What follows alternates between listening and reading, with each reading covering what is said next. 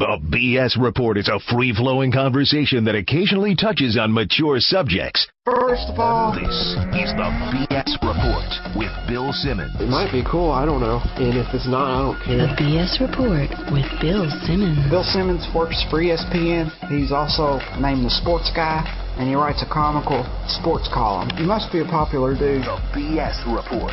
It's got a real dirty sound, like a rusty steak knife cutting through a well-aged steak. Now. Here's Bill Simmons. Welcome to the BS Report. Sunny Monday here in Southern California. The Patriots are 2-0, and the Red Sox are falling apart. It's a gamut of emotions here at my house, but we have Cousin Sal on the Subway Fresh Take Hotline right now. We're going to talk about Week 2. We're going to guess the Week 3 lines. Cousin Sal, you came off an emotional Dallas Cowboys comeback win. Your namesake, Tony Romo, kind of shoved it in everyone's face a little bit there. He really did, and I want an apology from everyone. I really do. I'll wait all week to get it, but gutty, ribby performance there, going out there and against doctor's orders and coming in there and throwing a game-winning touchdown to a third-rate reality show receiver, and God bless him. We're back. We are back. I have broken my ribs and I have bruised my ribs in separate incidences, and I think cracked ribs are between broken ribs and bruised ribs on the pain scale. That's bruised right. ribs are freaking painful. Like, you can't even do anything for like 2 days. Like, all you do is just think your ribs are broken and have trouble breathing. I can't believe anybody could go back in a game with a cracked rib. I know, but I think what Tony was thinking, and I'm going to call him Tony because I feel like we're closer even now, is bruised ribs are bad, but nothing's worse than a broken heart, and we couldn't suffer that any longer. I mean, I am so proud. Just admit that he's better than Tom Brady, and then we can move on to the Lions. Fine. And that'll be that. No, actually, here's what I think happened, and I know this is a little bit of a dig. He sat the third quarter. They didn't let him back in, and then came in triumphantly. I'm hearing about this Willis Reed, so I don't know who he was, but this what happened yesterday seemed to be much more impressive than anything this Willis Reed character could have pulled off. But anyway, he comes back in. If he skips the third quarter, if he only plays 3 quarters, it's like he's never playing the fourth quarter, and that's where he screws up. Oh, I like where you're going with this. Yeah. I know we played one play of overtime, so that sort of bleeds into the fourth quarter, but you know what I mean? If he's a 3-quarter guy, let's sit him. Let's find a quarter to sit him where it won't hurt the team, and then bring him back, and he'll come back triumphantly. And then mentally, he thinks he's only played 3 quarters. I think LeBron James. I think Miami should try that with him too. Same thing. In the playoffs. Good thinking. Yeah. I was traveling all day yesterday because we had a wedding in New York, and I saw all the early games, and then the late games caught the end of the Cowboys game in the airport. It seemed like that guy could have just dove toward the end zone and he scores, right? What was up with the holding the ball over his head? And hey, they didn't have that episode of the reality show where they taught the guys how to dive into the end zone? I don't think so. No, Michael Irvin skipped that part, but he knew the guy was on his back, and he knows we have trouble scoring from the one, and we have this kicker who already botched a 25-yard field goal. It was driving me crazy, and then he's screaming to the heavens afterwards, but I couldn't get too mad at him, but that was ridiculous. It's almost impossible not to score when you have that head of steam and where the guy was behind him and how easy it is just to jump forward with the ball. Right. No, it's an impossibility not to score. This is not Jason Witten. That guy has wheels. But. Well, listen, forget about the Cowboys for a second. That was a maybe the biggest money moment of the first 2 weeks. Yeah. Because if he dives in, I think a lot of people, especially people who either did well in the early games or were trying to recover what they lost in the early games, a lot of people had Dallas in the over. Right. And if that guy just dives, everybody wins their bet. I know I have a friend whose name might rhyme with the Bagug.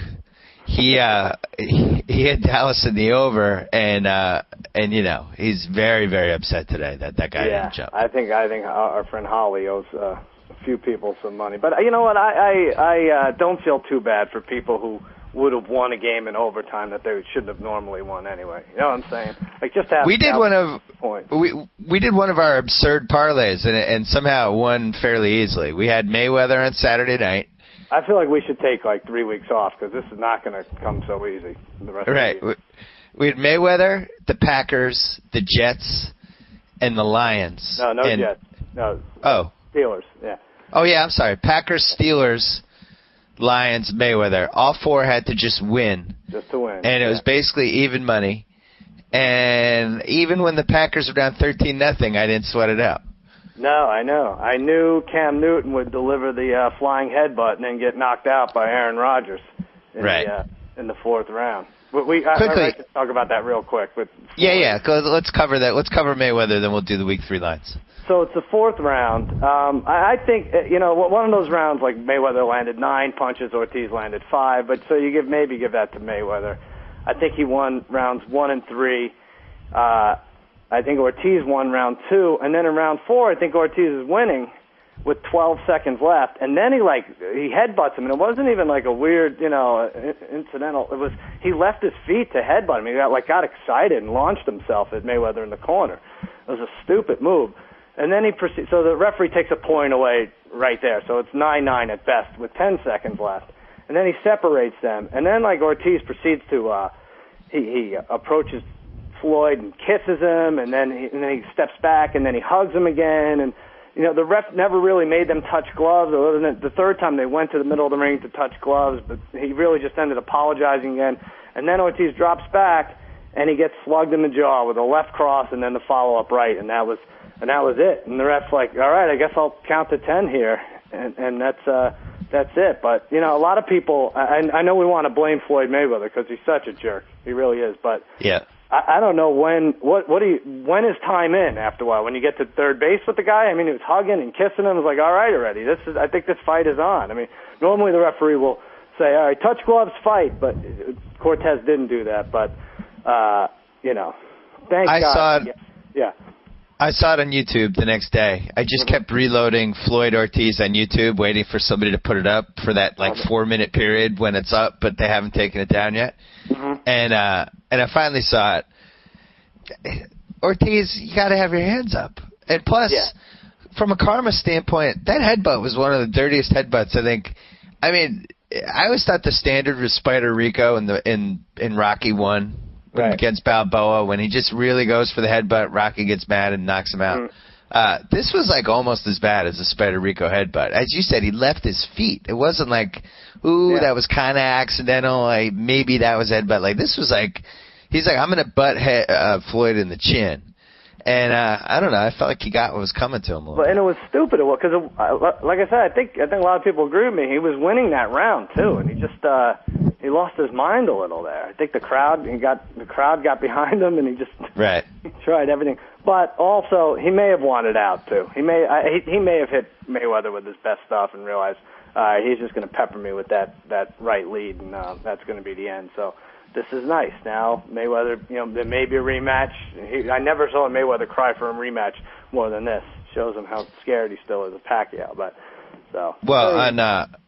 On Grantland.com, our own Jake Haspian Kang, he wrote something that went up today about the fight, and he pointed out that it really couldn't have worked out better for Ortiz because I didn't see the fight, but from everything I read and talking to you and other people, Mayweather was going to win the fight, and Ortiz was hitting him with his best stuff. It wasn't even phasing him, and Mayweather was just hitting him with the right whenever he wanted.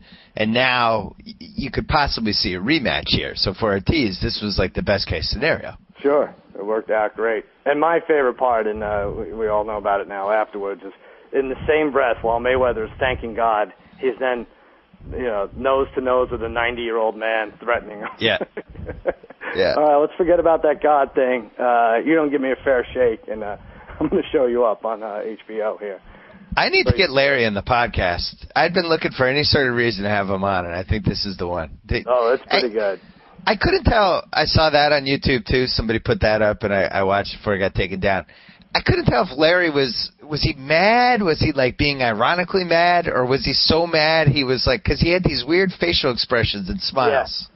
Yeah, I know. He has a tough time smiling. I don't know, he was before Botox, but he does have a tough time with his He's facial just old. expression. But I think he was kidding. I thought it was well played the way he did that. He doesn't think he could. Well, Mayweather seemed genuinely upset and he might like spit in his face or something. Yeah, I'm surprised. I mean, that guy, and it still could happen. He's going to jail for a while once this money stuff. I mean, if you watch that 24/7, he is so despicable. This is how he tries to show that he's a nice guy. He has the troops on Skype at like 2:30 in the morning from his mansion, and then one of the troops makes a mistake of saying, "Hey, we're out here fighting for our country, and I'd like to know what's your inspiration for the fight, for fighting, for the fight game." And he holds up probably about $50,000 in cash and shows the guys on Skype. These poor bastards. He's like, "Here it is, right here. Here's my inspiration," and then proceeds to take his laptop all around his mansion and show him his cars and everything, and the connection keeps kicking out, and he's getting mad. And I'm like, yeah, these guys are dropping the connection on you. They don't want anything to do with this nonsense. These guys are in a cave wearing the same underwear for a week. Thanks, Floyd. Thanks for the shot of your mansion. Yeah. I mean, in the last 4 weeks, he almost got in physical altercations with his own father, who's about, what is he, at least 60? Yeah, oh yeah. And a little deranged. And then Larry Merchant, who is legitimately 80 years old. Those were his, other than Ortiz, those were his two big feuds the last 4 weeks. So good job, Floyd Mayweather. This is not the Dancing with the Stars the guy we know. Well, let me ask you this. What is the difference between him and Clubber Lang at this point, other than more money? I don't know. Yeah, they both went on to wrestle. You're right. This is like if you were going to pick any boxer who would show up and ruin Rocky Balboa's statue ceremony and start yelling things at Adrian, it would be Floyd Mayweather. Yeah. He would do the, hey, woman, why don't you be with a real man? Right. Only Floyd would do that. I could see it. And then he's mini Clubber Lang. All right, let's get to let's get to the. Oh, by the way, there's no more fights left for us to be excited about in 2011, or is there? I don't forgetting think so. Pacquiao. I'm trying to think who's. Actually, there is one, isn't it? I'll find it. Pacquiao's fighting somebody who he's going to kill. Yeah, it's always the same thing. There's a Klitschko fight in there somewhere. Who is it? It's so depressing. I can't get excited for Hopkins anymore. But who's he? What about Sergio Martinez? Is he fighting anybody? That should be coming up. I don't know. I lost track. I'm also in on the Andre Berto comeback. Yeah. I still think that Ortiz Berto result was one of the fishiest results of the last 6 or 7 years. It was. Yeah. The boxing in trouble. You know when like the contender guys from 2004 are making the best undercard fight. All right. we have to do some scouting, but. Yeah, we need the contender back. Cotto Margarito in the early December. Oh, I can't say I'm excited for that one. No. What are you going to do? I mean, it's really out the window, that sport. And now wrestling's comeback has also gone down the tubes, it looks like, because Triple H had to insert himself into the whole thing. I don't know. God forbid you just ruin the Punk thing for a couple months. Right. And they don't know what to do with him. Turn him heel or babyface. They're really at a loss. Yeah. Well, it was a good 4 weeks. Well, we have football. We have football, and we won our bet, and we're going into week 3. We won 2. We teased the Chargers in the over. And I got to tell you something. I think the Giants and the Patriots in the over. I'm sorry, the Patriots in the over. And I think the Giants in the under looks enticing today as a teaser. Oh, God. Try to talk me out of that about 4 o'clock. Well, I'll try. I don't even really want to watch that game, but. Or I might have to buy the win to stop this Red Sox slide if they lose the first half of the doubleheader. You might have to accept my Orioles bet as a reverse, a gambling reverse karma on John Lackey in the nightcap. All right, I'll do that. But let's. What do you think about that? They have 7 left against the Rays, right? The Yankees. No. Yeah, Yankees. And the Red Sox have 3 left against the Yankees, right? It's crazy because the Yankees, all they do is play good teams the rest of the way. And if anything, the Yankees have a better chance to blow the division than the Red Sox, just because the Red Sox had the 7 against the Orioles. Mm-hmm. Yeah. But on the other hand, Buck Showalter said all that stuff about Theo in March about how the Red Sox, Theo's overrated, the Red Sox get to spend all this money, he loves nothing more than kicking their ass. And it would be kind of weird if he knocked them out of the playoffs after all that stuff. There could be a few weird scenarios. And I'm not rooting against you, but I would love to hear people stop talking about my Mets collapse up 7 with 17 left. Wow. This would be the gold standard for any collapse conversation. Would start with the 64 Phillies and this. Yep, it's the worst. I wish the Red Sox didn't have the third worst team in the division right now. I mean, that on paper they don't, but with all the injuries and stuff, it's the third worst team. Yeah. Well, anyway, all right. Let's do it. Here we go. All right, so week 3, we each won a week, and now the early games, week 3, Jacksonville at Carolina.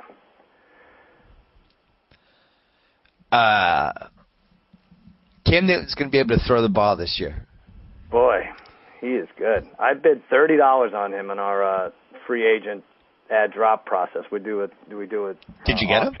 I got him. Yeah, 30. But I don't even know what the next highest. You get 100 for the year. I don't know what the next highest bid was, but he puts up 400 yards every week. I don't know if it's going to continue, but I do think that the Cards secondary and the Packers, those teams give up passing yards. We'll see what happens the first time he goes against a good defense, but it's clear that they want him to just throw and run around and do Cam Newton things. So I think he's going to put But I don't know if numbers. he's going to face a Charles Woodson again for a while. I mean, that's true. He's, and they had that game. I really think Steve Smith, if you watch the highlights, he had a bizarre fumble in I think it was the fourth quarter, maybe late third. I think it was the fourth. Yeah. And otherwise, they were on their way to maybe tie that game. They were in it. I continue. I think the Packers and the Patriots, their secondaries, it doesn't look right. And I think the Chargers really the Chargers should have had at least 30 points in that game or something higher than that, and they shot themselves in the foot a couple times. But the Pats and the Packers probably the 1 and 2 teams right now, and you can score on either of them. So I'm going to say for this, I'm going to say Panthers by 3.5 over the Jaguars. I was hoping you'd say 4 because that's what I said. 3.5 is exactly right. Yeah. I think that should be higher. It probably should be. You trust Luke McCown getting 3.5 on the road? I mean, who's betting that? Panthers, I don't know. They're ready to give points at home. They're ready. Everyone's the thing with Newton. The thing with the Jags, there's a couple teams out there this year that if they fall behind, it's all over. Right. And I think the Jags are in that class. I think if it's a game like they had against the Titans in Week 1, they get to run the ball, they have a lead, they don't have to. Luke McCown, he was awful in that game. Holy mackerel. He is bad. He's really stinks. David Garrard must just be looking in the mirror going, wow, I can't believe I'm not better than that guy. Yeah. Well, there'll be a change soon, I think, on that team. But yes. We'll see. Miami and Cleveland. You follow this Miami home thing? Yeah. Do I follow it? They're 1 and 12, I think. Last 13 home games. They're awful. I mean, how could you blame the fans? I mean, you have to take it personally at some point. Yeah, but the thing is, though, I don't know if it's like last year where on the road they become like a weird. You got to factor it in. I picked the Browns by 4.5. It should be 6, but I don't know what to make of Miami on the road, so I said 4.5. Oh, you're gonna love this. I gave it the 3, and it is 3. Wow. Cleveland by 3. So they are buying into Miami being a good road team. They have a terrible secondary. This could be. I see Matthew Berry on Thursday or Friday just screaming at the camera to start Colt McCown this week. Oh yeah, Colt McCoy. Yeah. Colt McCoy. Yeah. Colt McCoy. Trying to get my dad. There's 3 McCowns. These McCowns and McCoys. Yeah. Like the old West feud. Yeah, Miami. I don't know. I'm thinking. I wouldn't want to be a Dolphins fan. I wouldn't want to be a player. Like that Mark Anthony, does anyone have a worse resume than him? He's like, no. Yeah, I sing that I Need to Know song, and I own a piece of the Dolphins. How's he going to meet a girl with that resume? This is terrible. Cleto said he was hung like a tripod, though. He did. Our band leader, Jimmy Kimmel Live, that's right. He said he toured with them and that it was legendary. He should lead with that then. All right, Denver at Tennessee. Denver at Tennessee. You believe in my Titans yet? Oh yeah, that was our upset last week. Yeah. Oh, yeah, that one. Like yeah. I didn't, I thought it'd be an ugly game. I didn't know Hasselbeck would put up 350-plus yards or whatever he did. That was pretty good. I think the key with the Titans is going to be just getting Matt Hasselbeck to play like 13 or 14 games. Yeah. Because Jake Locker will come in and that then it's over. But I think as long as Hasselbeck's in, he's an above-average quarterback if he's healthy. He manages games well, and he keeps you in it at the end as long as he doesn't screw up. And they have a very good running game, and the defense plays well at home. They also have this Kenny Britt might be he might be evolving into a top 5 guy now at that position because he breaks 2-3 plays a game. Yeah, you could just do him. He's solid. I have Titans by 5 in this. I think it's in the Vegas zone. All right, I picked this exactly. It's 6.5. Oh. So Vegas does not believe in Denver. Who was it's a little high. Denver was begging to give that game away yesterday against Cincinnati. But, I was listening to that on the radio as we were driving to the airport and going back between that and the Pats Chargers, and it seemed like the Bengals were just doing whatever they wanted. I'm not sure how they lost. Mm-hmm. Yeah, that was rough. I'm a believer in them. I was wrong about probably 15 or 16 teams, and the Bengals are one of them. I don't know, for some reason, Gronkowski, Dalton, whoever's in there, they seem to respond. It's a pretty good team. Giants at Philly. Now we don't know Vic's status. Do you think he sits a game? They have a line on this. I'm not sure what it's based on, but really, there is a line. I would have guessed Eagles by 7 if Vic was playing. All right, I'll give that to you. It's 7.5. It is based on Vic playing. Based on Vic playing, I said 6. So. All right, thank you. You win that, but. Kafka, I think this Kafka guy is okay. I think he can come through. Well, now that Ryan Fitzpatrick is on his way to like a $70 million free agent contract next spring, I think you got to be on the lookout for the next Fitzpatrick. Yeah, these guys, you never know. The Fitzpatrick bounced around. Like anybody could have had that guy. He was a Ram draft, right? He was like a late draft pick for the Rams. Yeah. So I know there are some good ones out there. People seem to think Brian Hoyer could be like that, too. It helps that Vince Young is a brittle head case, too. So yeah, you could jump right into that backup slot. True. But, all right, Houston at New Orleans. This is a good test for Houston here. Yeah. Because Houston arguably played 2 of the 5 worst teams in the league, and they're 2-0, and now they have to go. It's funny, I watched the early games on my computer with my friend Connor. We were watching Bears-Saints, and the Saints looked terrible. And we were saying, like, wow, the Saints they're just not good. They're not good. They're going to be 6-10. Like, the next play, Devery Henderson caught an 80-yarder. They never looked back. You just forget. They turned on the switch. It's like, oh, yeah, we just scored 21 points in 5 minutes. But their defense is surprising, too. They came up with a half dozen sacks, like, blitzing. Yeah. I don't know. It did seem an odd team. They're tough to bet on. They really are. It did seem like that for some reason Chicago is keeping the streak alive of having these offensive line injuries and Cutler just getting pounded. Like he got killed in that game. Yeah, he was really mad. He wasn't even looking at his lineman. We should look at that. They're coming up, but I have Saints by 6 over the Texans. I said 6 too. They only have it at 4. I don't agree with that. Pretty low. That's pretty low. What were they yesterday? They were against the Bears. They were. That's what I thought. They're 6.5 against the Bears. Yeah. Texans are better than the Bears. I don't believe Houston. Although I guess it doesn't matter what I believe because I emailed you last week to win the AFC South. They're minus 800. Wow. No lines right now. But going into this weekend, they were minus 800. Might even be higher now. What are the Titans? I have to look. I'm just looking. There's no line available now, but no, I would rather root for the Titans. Would you bet if I gave you lines for how many total wins the Colts will have this year, would you be most interested in 2, 3, 4, or 5 wins for the bet that you wanted to make? I can't bet 1 or 0. You could bet 1 or 0. No, I would say, well, all right, so Manning's not coming back, we're thinking, right? Even if he's ready, they'd be 1 and 10, and they'd say, no, you're not coming back. Yeah, they tell him to go away. I say 3 wins. I would say between 2 and 3. And I also think that they're one of the few teams that's smart enough to throw away the season. Yeah. to get luck. Yeah, I mean, this is what you have to do it. If you're a good team, you're never gonna be in this spot again where you might get the number one pick. You know what, though? What's gonna be ignored is the fact that Adam Vinatieri will probably have the best year a kicker's ever had. He's gonna end up with like 64 field goals. Yeah. And that team will win 3 games. All right, let's keep going. Detroit at Minnesota. Holy mackerel. I couldn't believe how quickly, as I was guessing these lines, how quickly I penciled the lines in as the favorite.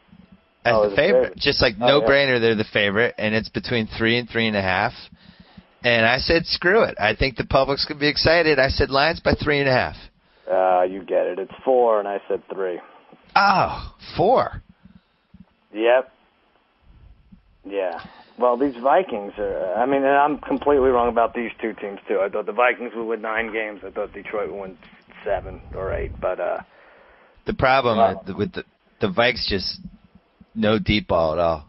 Just nothing. I mean, it's just you stack the line and you know, and you pray that McNabb's going to throw downfield and it's going to be bad. I almost feel like if the Vikings go 0-16, Peterson could still win the MVP for keeping every game close.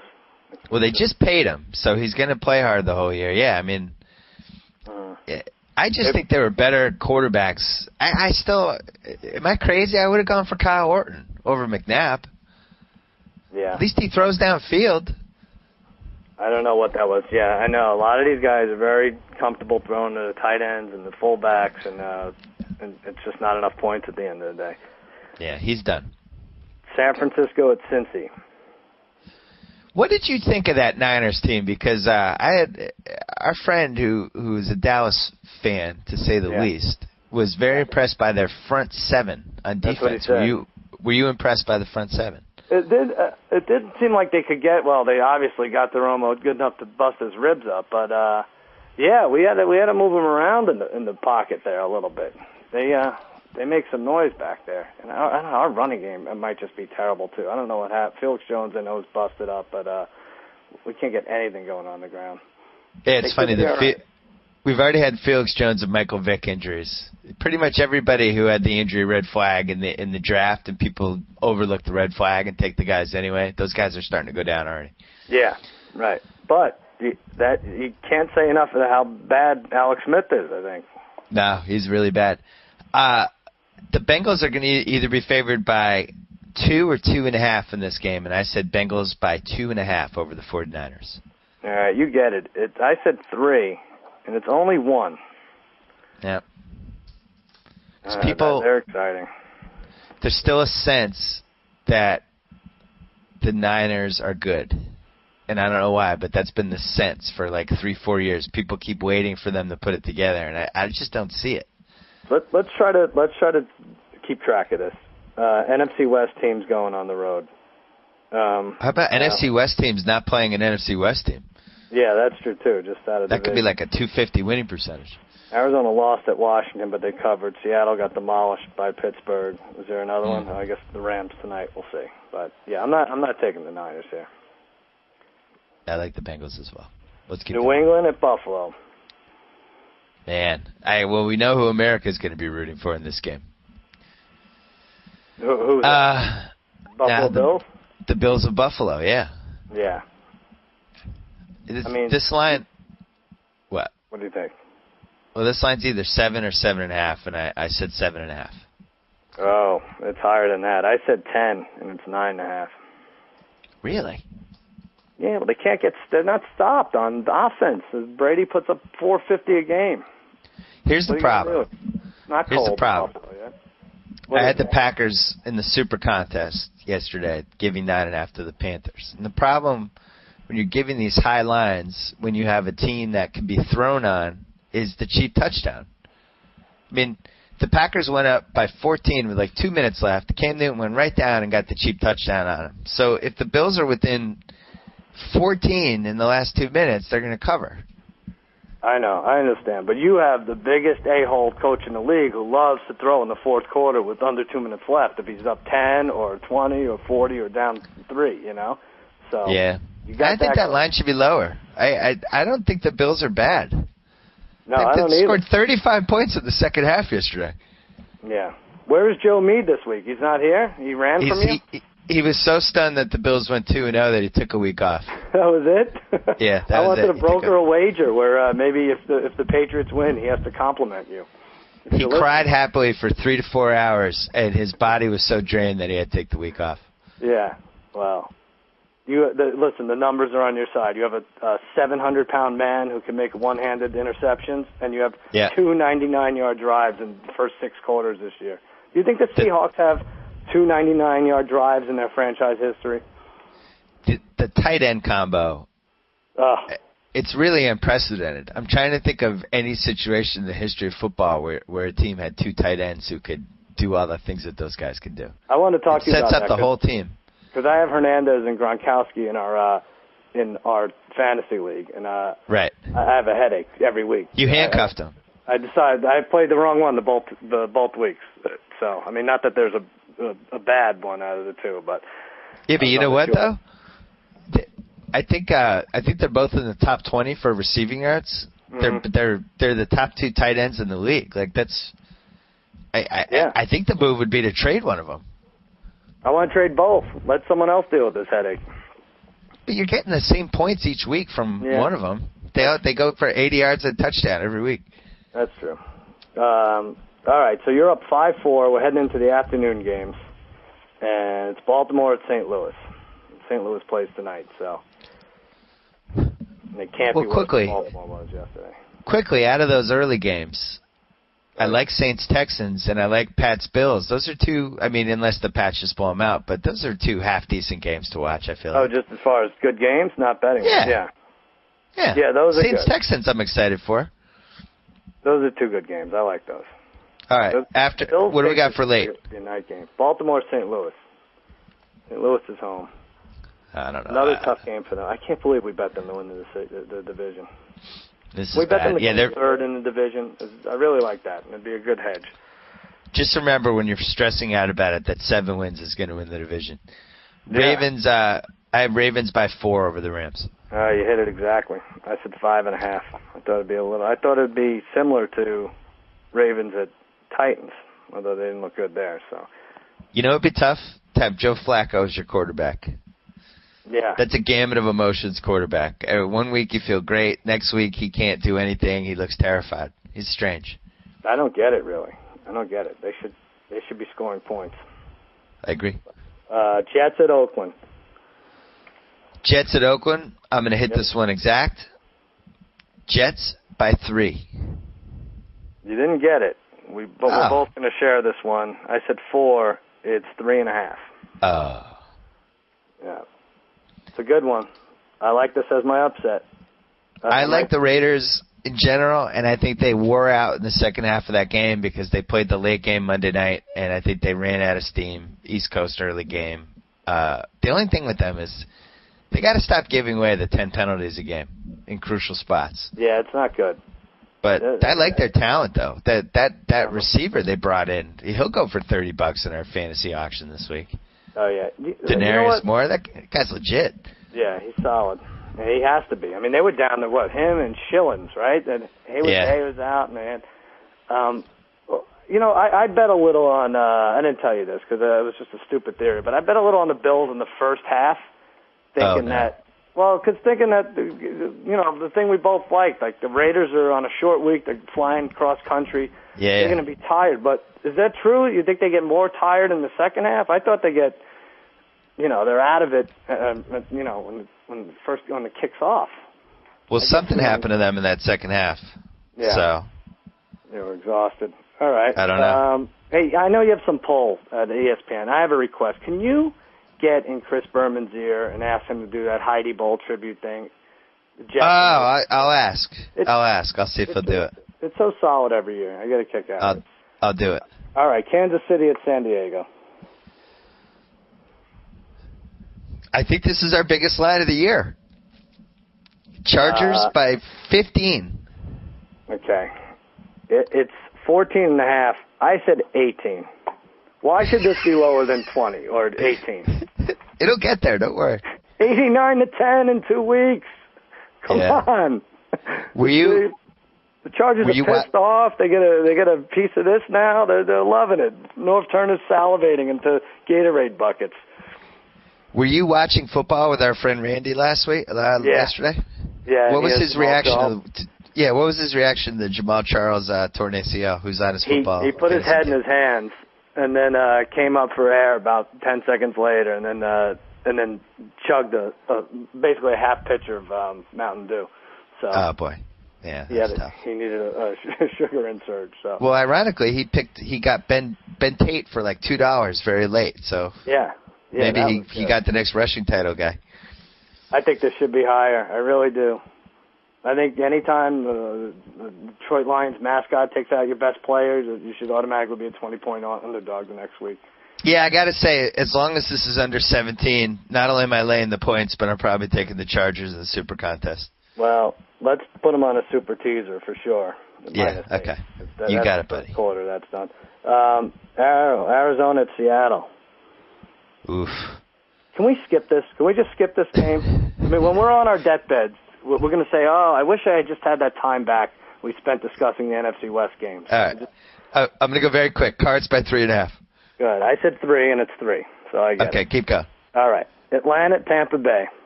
Oh, boy. I still think the Falcons suck.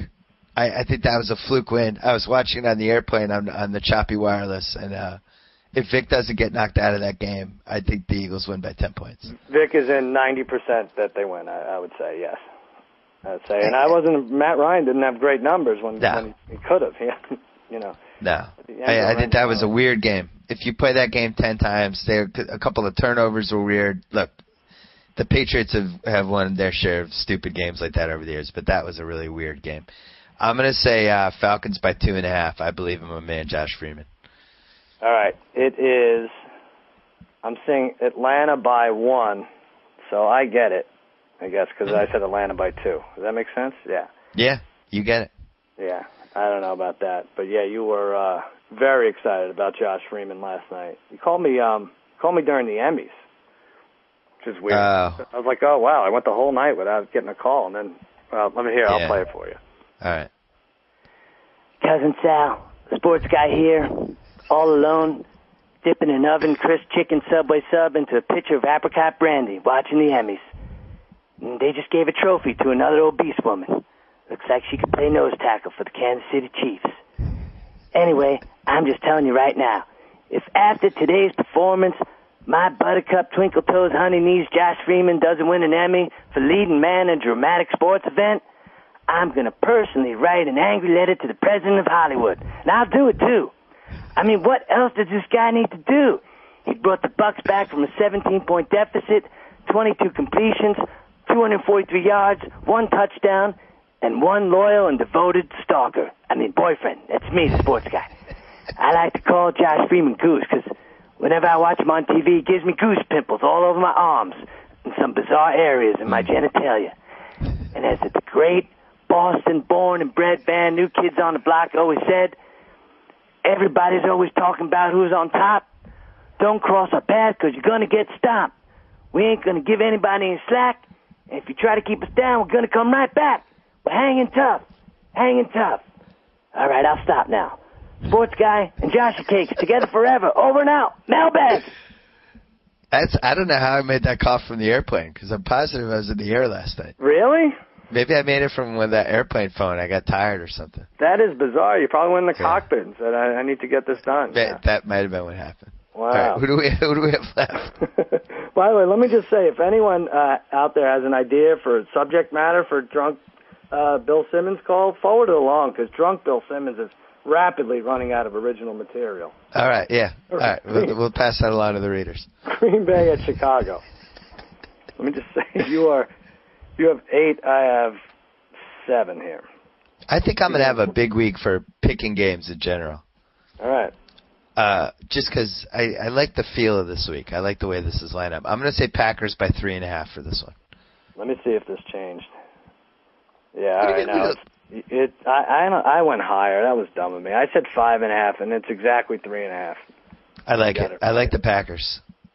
So I need the next 2 to tie. Yeah. What do you got? And Sunday night, Pittsburgh at Indianapolis. This was going to be a good game. The goal this weekend is to get to this point with 2 teams of your 3-team teaser intact, and then just have the Steelers to win. Yep, and I have it right in that range. Steelers by 9.5. All right, I got it exact. I said 10.5. Oh. So I need this next one to win to tie. You're going to lose the next one, though. I think I am. Washington at Dallas. I might lose twice. I have Cowboys by 4. Ooh. We tie. I think that means you still win. I won. All I needed to do was tie. Yeah. I said 8. I thought it'd be higher. I'm not sold on the Redskins, and it's 6. We're right in the middle. God, I thought the Redskins dominated the Cards yesterday. That was the most deceiving 1-point win I've seen in a while. They moved the ball every possession. They might have, but so what? They're dominating the Cards. I'm just saying, it was a fluky game. They won by 1, but they easily could have won by 2 touchdowns. And Arizona had, the 73-yard touchdown. I don't know. Felt like the Redskins controlled that game. It was going to be a weird loss, and then they rallied back and won. But they should have at least won by 4. Anyway. Yeah. Well, depending we have to go. I imagine Romo will start. Miles Austin re-aggravated his hamstring, and who knows with the running game. So Romo might have his hands full this week. I would be concerned of the Redskins. They run the ball well, too. It's weird. They said all preseason how good Hightower was going to be in that offense. It's whatever. And then you watch it, and it is the plays they run for him are the plays that he's good at, those 45-degree angle runs. Yeah. Well, Cousin Sal, what do we have for Jimmy Kimmel Live this week? Jimmy Kimmel Live, we have Dr. Phil and Rampage Jackson on. They demand to be on together all the time. I don't get it. But tonight, Simon Cowell. Later in the week, Michael Moore, Alicia Cuthbert. Is that how you say it? Thursday night, Ronnie and Sammy from Jersey Shore. Oh, my God. Yeah. You might have to come in for that one. You have to come in. Oh, my God, Ronnie. I'm going to steal her away from him and then bang my head against the brick wall so he doesn't kill me. I think it's a good idea. And then Thursday, my Grantland blog will be out. I'm in the Triangle. And you made money if you took my advice on the props last week. I had Texans under 25 points, Bills over 24. So, congratulations. Excellent. All right, we'll talk to you next week. Thanks, Cousin Sal. Good job, Billy. Good job by you. All right, we didn't have him on the preseason. Totally my fault. I accept all the blame, 100%, much like Todd Haley. And now he's on from FootballOutsiders.com as well as Numbers Never Lie. He made a couple big appearances last week. I like that show. I highly recommend that show. Aaron Schatz, what's happening? Thank you for highly recommending my new show. I like it. It's good. And granted, I'm biased because I have 2 of my friends are running the show. So I'm just going to get that out of the way. But, it always gets awkward if you have a friend who's involved in a project and it's not good, and then you have to lie and say it's a good show. I actually like this show. I think it's got a lot of potential. And there's a new school, old school kind of, you have the athlete on there who's kind of dismissive of the stat guys, and you have the stat guys who are so tied into their numbers. They're kind of dismissive. It's like a nice dynamic. I liked it. I did have somebody say to me about one of the episodes I wasn't on, Cordell Stewart said this that was stupid and this that was stupid, and I was like, well, he sounds like an ex-athlete who doesn't do numbers because he's supposed to sound like an ex-athlete who doesn't do numbers. That's the idea of the show. You've got the athlete, you've got the stat guy, and you've got Michael Smith who's sort of halfway in between. Right. It's good. I enjoyed it. Did you have time to crunch the numbers for the first 2 weeks? I have had time to crunch the numbers for the first 2 weeks. That's the main reason why I'm not doing the show more than 2 days a week, because I've just got all this other crunching and stuff to do, or else I wouldn't have any numbers for the show. Right. So I do have the numbers for the first 2 weeks, not counting Monday Night Football. Obviously, it's early, and when it's this early, we don't have our opponent adjustments in yet, which means that big wins like Detroit's over Kansas City get a little bit overrated. Yep. Obviously, once the opponent adjustments kick in, we know Kansas City has massive problems this year, and a win over them is not as impressive as a win over maybe another team. Right. But through the first 2 weeks, our top teams are New England, Detroit, the Jets, Houston, Tennessee, Buffalo, and Green Bay. Yeah, Tennessee stands out a little bit for that. Yeah, because it was really just the one game that was big over Baltimore. That being said, we actually had them as outplaying Jacksonville by play-by-play. I saw that in the game that Jacksonville beat them close in the first week. So I'm kind of shocked. Tennessee was, by our numbers last year, quite underrated. They played much better than their record. That being said, they really tore the team apart in the offseason. Whole new coaching staff. Matt Hasselbeck was terrible in Seattle last year. I would not have expected them to play well this year, but so far they certainly have. Detroit Lions, when you have that kind of start in the first 2 weeks. I'm buying that one. That's the one I'm buying. I'm buying it too. And you can see it in that. You watched that preseason game against the Pats, right? I was watching that going, these guys have a little aura to them. We all went into the season saying this team should have a very strong defensive line. If they can get reasonable play from their secondary, Matthew Stafford can stay healthy. And the thing that I think got somewhat ignored, Matthew Stafford also had to fulfill his potential.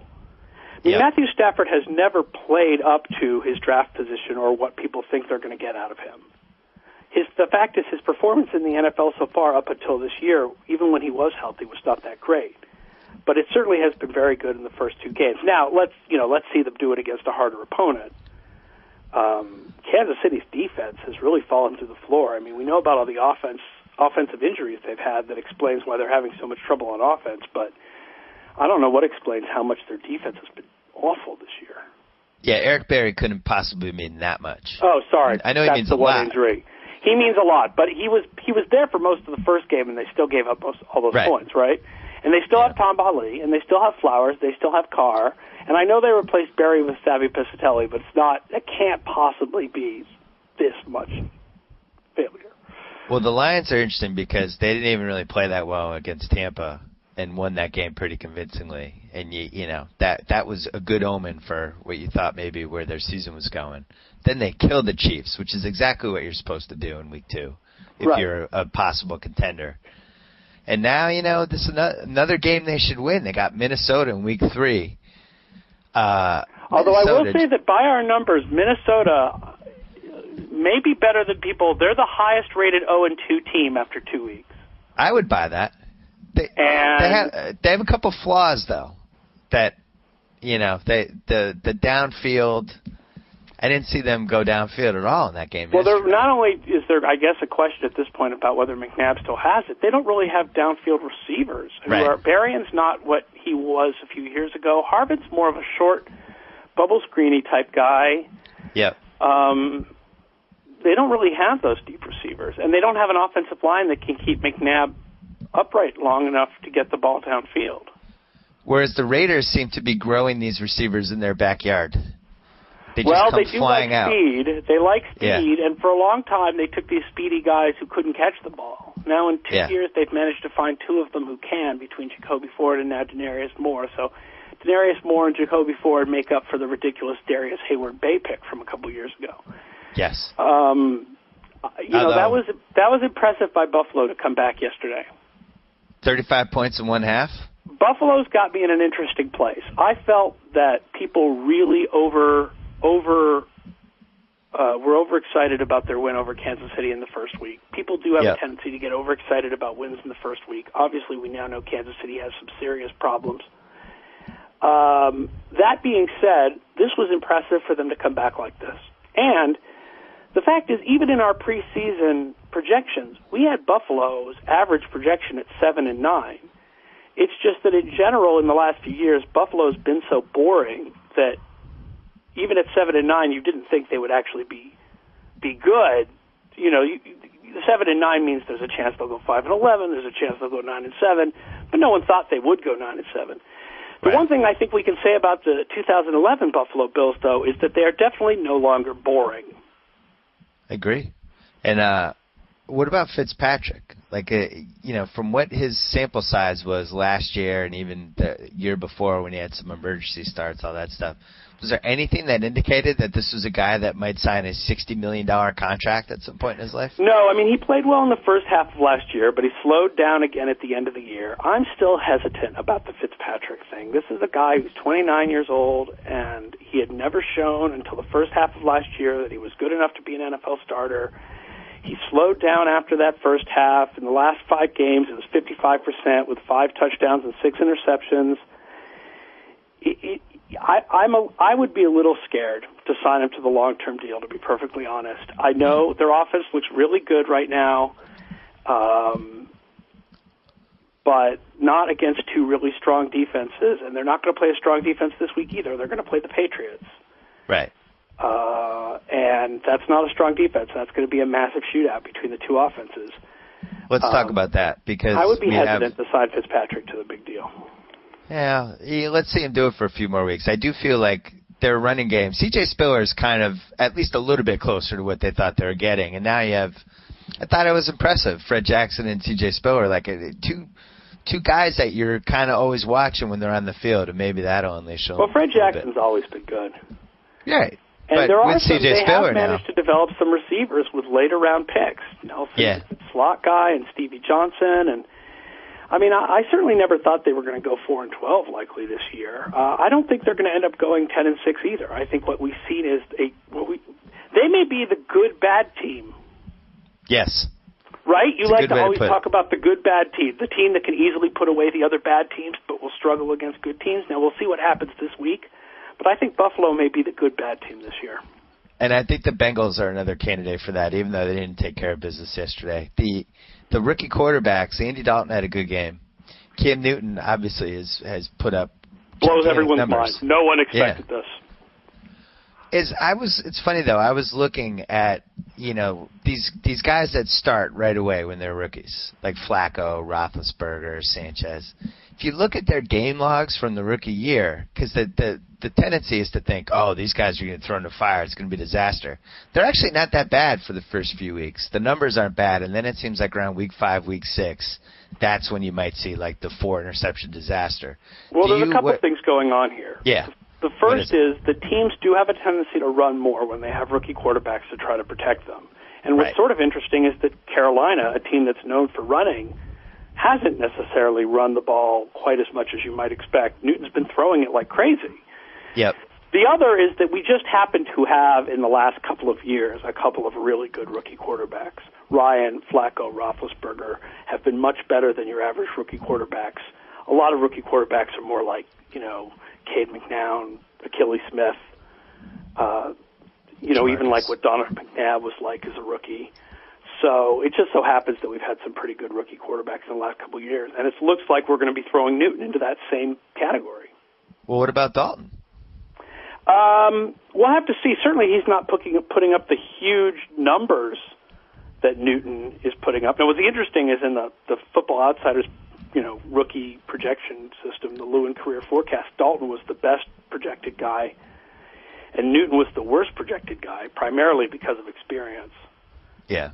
Well, which mostly just meant that Newton was a huge risk. Certainly the possibility for reward was there. I don't think anybody expected to see it this soon. It's been the full package. He's certainly freaking exciting. And he can throw downfield in a variety of angles in a way that I just don't think a lot of guys can. But he's also a rookie, and he's going to make dumb passes, and he's going to do the thing where he's running and doesn't see the guy who strips him from behind and things like that. Overall, though, so much more exciting than what they had last year. Oh, yeah. What was last year? I mean, Jimmy Clausen, and who else did they have? Are they at the loan the year before? Matt Moore. I mean, this is and Steve Smith seems like he's just invigorated. Right now, through 2 games, we have Carolina as the 11th pass offense and Cincinnati as the 12th pass offense. So both those guys are playing pretty well. Interesting. Yeah, I like that Cincinnati team. And I thought they did a nice job in that Browns game, too. Before they were a little bit fluky on the touchdown because it was a trick play, but they hung in that game. And then I don't know how the Bengals won the game or lost that game yesterday, because it did seem like you couldn't have asked for more things to go right. You had Tebow playing wide receiver. You could not ask for more Broncos to be injured. I know. They went into that game with nobody. No Doomerville, no Moreno, no Brandon Lloyd. Everybody was out. Right. They didn't throw to Tebow, though. We were waiting for them to throw to Tebow. We wanted them to throw to Tebow so bad. Or at least do the throw it backwards and then he throws it play. Or that guy, or he comes in motion, he gets the lateral, and then he do something. Someone tried one of those yesterday. I think Philadelphia had one where they strike snapped to Macklin, and then it went to Vic, and then Buffalo, I think, may have had one with Brad Smith that was like that. Yeah, they had a nice Brad Smith that seemed like it was going to go big, and then the guy wasn't open. That was an exciting game. Cleveland surprises me by the fact that they lost that first game. Cleveland was sort of my pick to be the surprise team this year, and they really haven't played very well. Here's my request for you.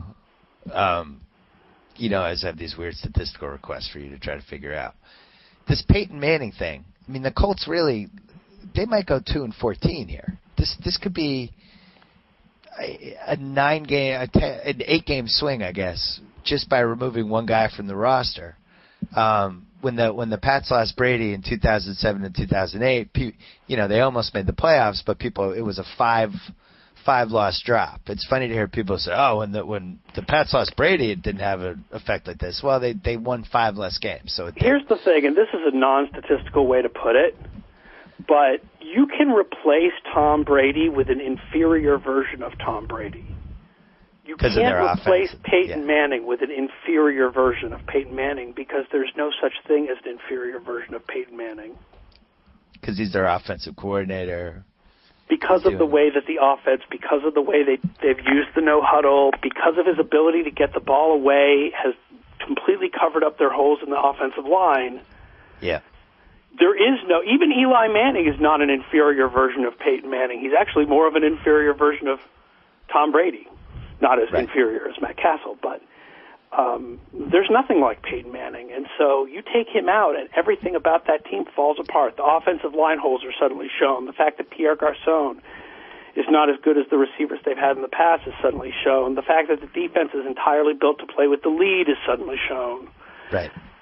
It's hard to think of one player. It's hard to think of a team that got rid of one player and collapsed this badly. The closest thing I can think of is the Houston Oilers between 1993 and 1994 when Warren Moon left in free agency, but they had a couple of other players leave, plus they got rid of Buddy Ryan as their defensive coordinator.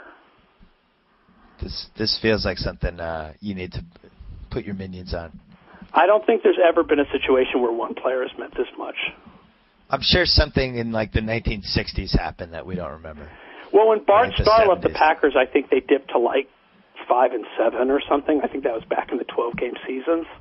Right. But even that, I mean, we'll have to see what happens here. But this is brutal. I mean, that being said, the Colts last year were not that good. Right. By our numbers, by the DVOA, they were actually slightly below both Tennessee and Houston. They lucked to a couple of close wins. I mean, luck is probably the wrong word. Peyton Manning, they have a history when Peyton Manning was there of having a better record in close games than you should otherwise expect, and they had that record consistently. I think Bill Barnwell wrote about it in his Grantland season preview. Right. And so that's gone too now. But they were only like 16th in DVOA last year. We wrote in the book this year in the Football Outsiders Almanac, well, we thought Manning was still going to play. We said this team's still on the downward because there's only so long he can cover up all the problems. The defense has declined the last 3 years. And the number, I've written about this, the number of first-round picks that didn't come through for them. It's be interesting to see if there's a certain number of first-round picks over like a 5 or 6 year span that you can not get right if eventually that's just going to cripple you no matter who you are. Yeah, well, it generally does. I mean, the funny thing about the Patriots' terrible drafts of the last 2 or 3 years is that they really hit on one first-round pick. And that helps cover up just how bad all their other picks were in like 05, 06, 07. Yeah, they've had we got nothing. And the Colts from 07. don't have one guy like that from the last couple drafts who covers up all the other bad picks.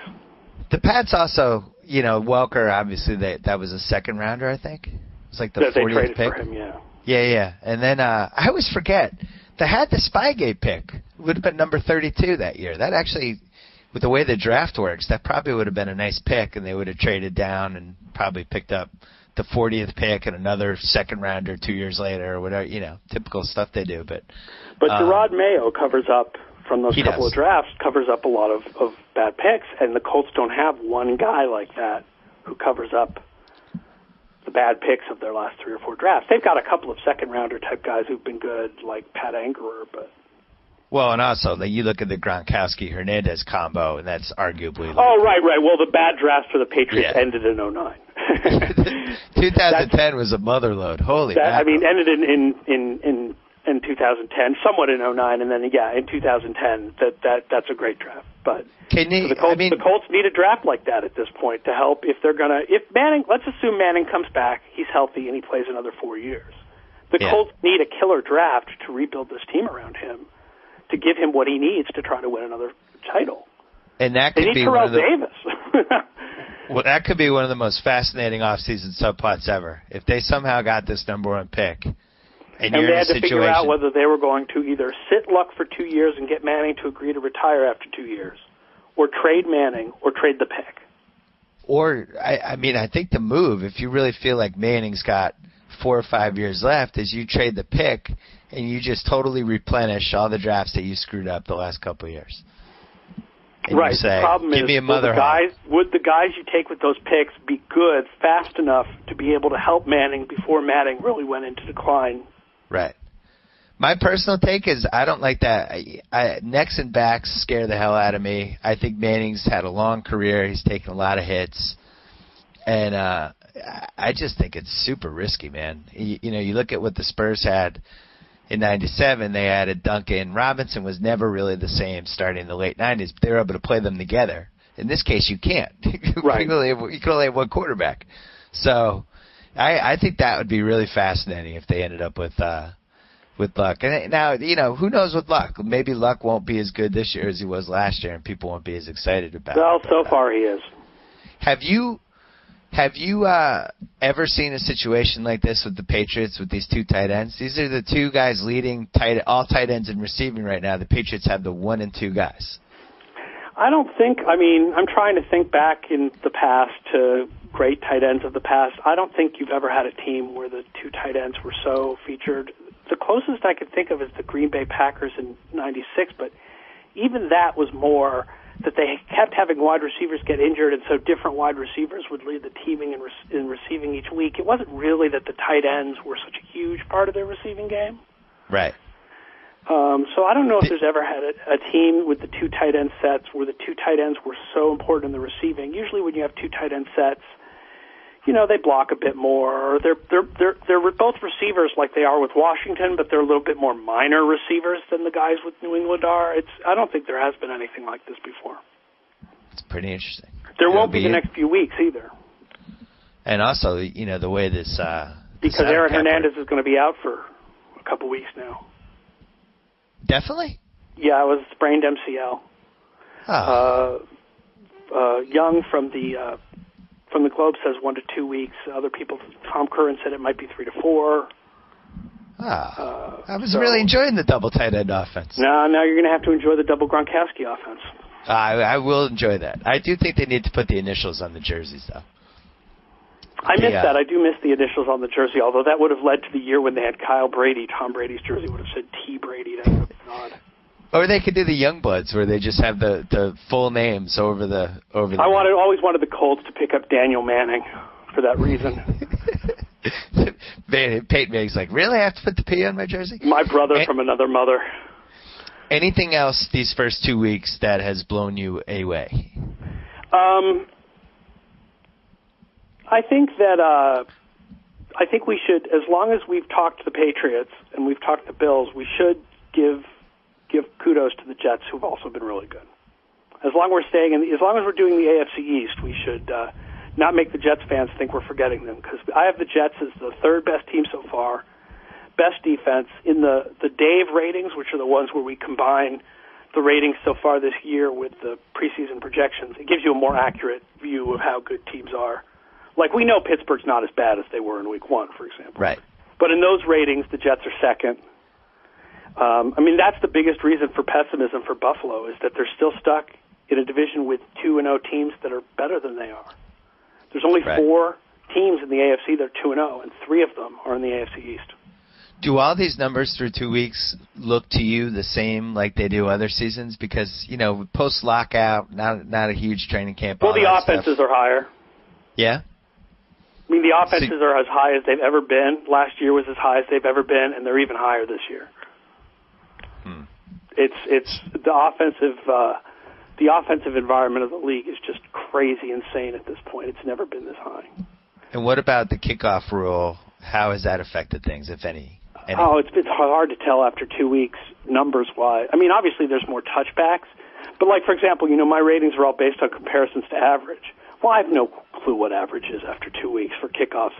The kickoff ratings are really kind of fudged because you can't you can't really base it on the whatever 3 or 4 kickoffs from the 35-yard line that you would have each year because of penalties before this. It does seem like guys are taking it out more from 6 and 7 and 8 yards back where they used to take touchbacks then, which is exciting. And they're getting out. They're getting out past the 20 on a few of those. I think we're seeing more of those returns that end at like the 15. It's a risk, but clearly whether the coaches have agreed to this, I don't know. But clearly the return people have decided that they want to take it out from 6 and 7 and 8 yards back so that they're not just bored and have nothing to do all game. All right, quickly, we're going to run through the 0-2 teams, and then I'm going to let you go. Are you in or out? Miami, 0-2. In as in, I think they're better than 0-2? In as in, I think they have a chance to turn it around. Out, you think they have no chance, write them off, it's over. I think they have a chance to turn it around to 8-8, but I don't think they're a playoff team. Indianapolis, 0-2. No, they're done. Done. Toast. If you had to bet on a win number, what would it be? 4. Okay. Kansas City Chiefs, 0-2. Done. Done. They can't overcome the injuries. Carolina Panthers, 0-2. I don't think they're going 8-8. But boy, there's promise for the future. And the defense also is, last year that defense was better than I think people give it credit for. They could pull some interesting upsets in the second half. The Seattle Seahawks, 0-2. We had them projected this year as the worst offense in the league. Does it smart. look like we're right? Yes. My own it looks pretty close, right? My own projections had that same feeling because I look at a statistical engine that just has Tavares in it, and I'm sold. Yeah, well, my statistical engine says that they had 5 offensive linemen who had never played a meaningful regular season snap together before. Yep. No 2 offensive linemen had ever played a regular season snap together before this season. That's not a good recipe. The Vikings of Minnesota. I feel the same way I do about Miami. I think that they could resuscitate themselves. Now that we know that, or we think we know that Detroit is really for real, I think the odds of Minnesota going 8-8 are a little lower, more like a 7-9. But I think Minnesota is, first of all, in our projections for this season, we thought they were better than people gave them credit for. And in how they've actually played so far this season, they're better than people give them credit for. We have them in the 2 games so far, 16th in offense and 17th in defense. So they've basically been an average team despite being 0-2. And lastly, somebody's going to lose the Giants-Rams game tonight. If either of those teams go 0-2, are you writing them off? No. Okay. No, so that's the one. Although, I think it would be tough to win the NFC East if you start 0-2, but I'm not going to write them off for good. There's still a lot of talent on that team despite the injuries. And St. Louis, a team could go 0-4 in the NFC West and you wouldn't write them off. I wouldn't write off the Rams, but I think I would write off the Giants because I think you're going to have to get to 10 wins this year, and that would mean they'd have to go 10-4 the rest of the way. I just don't see it. Yeah, that would be tough. They have at New England, they have at New Orleans, they have at Dallas, they have at the Jets. But I think it would be different. It would be more like Miami and Minnesota as opposed to Kansas City and Seattle and Indy, where you feel like, oh God, those teams are going 4-12. It would be more like if the Giants start 0-2, it's probably pretty hard for them to get a playoff spot, but it doesn't necessarily mean they're going to be terrible. Starting 0-2. Number of total wins it will take to win the NFC West this year. 7. Wow. 7, huh? We had San Francisco as our projected winner at 7-9. Will a team win 10 games this year and not make the playoffs? If the winner of the NFC West is 7-9, then probably yes. So you're looking at... I'm betting that it will be an NFC North team. Okay. If a team goes 10-6 and misses the playoffs, my bet is that team is either Detroit or Chicago. Are you buying Washington at 2-0? No. No. A no. A straight out no. I'm surprised. Sir, put it this way. The first week victory is the one that matters. The second week, 2 points over Arizona, whatever. The first week victory is the one where the promise is. Okay. If they could beat Dallas, which is, I believe, in Dallas. Yep. Correct? Yes. Then I will give them the time of day. Otherwise, I feel the first week was a bit of a fluke, and the second week is not really that important. I certainly buy Buffalo more than I buy Washington. So you're on Numbers Never Lie every Wednesday, every Thursday? Yes, Wednesdays and Thursdays, 3:30 Eastern. ESPN2. ESPN2. And Football Outsiders Almanac, still available, still has 575-page preseason goodness. Still lots of useful information for the season. If people haven't gotten that yet, they can check it out. FootballOutsiders.com. Beautiful. And you're on, what's your Twitter address? FO_ASCHATZ. Excellent. All right. It would I be will see easier you. if my last name was easier to spell. I will see you on my 65-inch TV in 48 hours, and we'll have you back in a couple weeks. Thanks for coming on. All right, man. Thanks. So I get to sign off. Whoa. Thank you for downloading the BS Report with Bill Simmons. Too much fun. Check out more podcasts at the iTunes Music Store or at Pod Center at ESPNradio.com. Peace out.